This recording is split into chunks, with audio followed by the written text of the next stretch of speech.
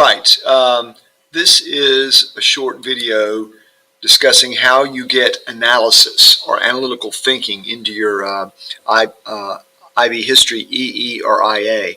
By the way, I don't know about other subjects, but in history, the EE and the IA are very similar. The difference is scope, the EE being much bigger. But how do you demonstrate analysis? This is something that the examiners are looking for. You want to avoid a narrative or a report. That will get you a D at best. So we're going to discuss how to do that. I'm going to be referring to the Pocket Guide to Writing in History. You should all have a copy of this, and it's not an IB product, but I think it's incredibly valuable. I think it should be subtitled How to Write a Great History, EE or IA. So what's the key to analysis? Well, the first step is coming up with the right question, setting up your historical experiment correctly to demonstrate analysis.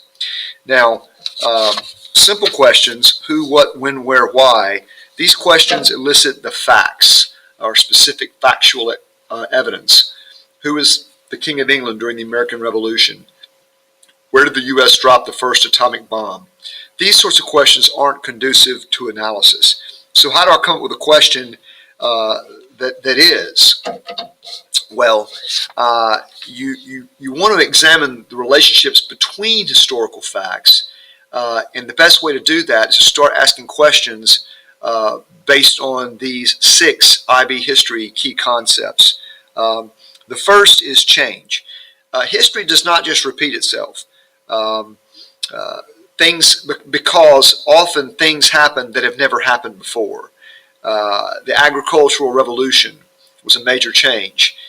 People stopped being hunter-gatherers, they settled down and grew food, and that allowed them human beings to explode exponentially in numbers. That was something new. That being said, continuity, an arc of continuity also exists in history.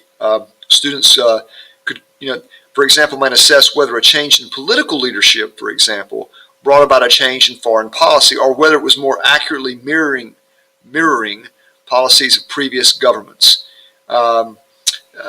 So change and continuity. Next, causation. What caused the agricultural revolution, or the Great Depression, or World War I? Or perhaps you could ask which causes were more important or significant, because we know some of the causes of these things, but how they work together to create causation is worth asking questions about. Also, consequence.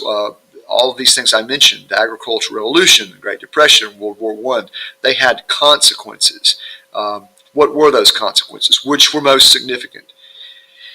Speaking of significance, what is the significance of historic events? You might think about and assess the relative importance of events, people, groups, or developments, and whether the evidence supports the claims that others made about their significance. And finally, perspectives. People experience history from different perspectives. You should be aware that of how history is sometimes used or abused to retell and promote a grand narrative of history, a narrowly focused national mythology that ignores other perspectives. The Civil War controversy, for example, the idea of what Confederate flags and monuments mean. Collective memory is different for different people, and it's not history. Examining that is a good way to come up with a good IA or EE question. Once you have a good working question, you will find sources, and they too will require analysis.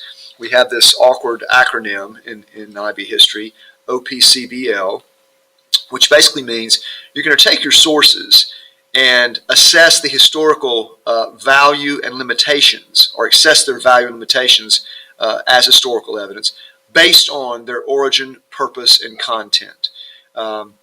Primary sources, secondary sources are a little bit different. Primary sources you should refer to Pocket Guide, section 2B1, and secondary Pocket Guide, section 2B2. It gives you lots of ideas of how to examine your sources.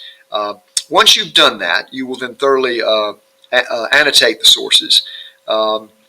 And then you will You'll try to recognize and understand historical processes and their relationships to human experience, activity, motivation. You will organize and express historical ideas and information, and answer your question. And that is how you do analysis in history.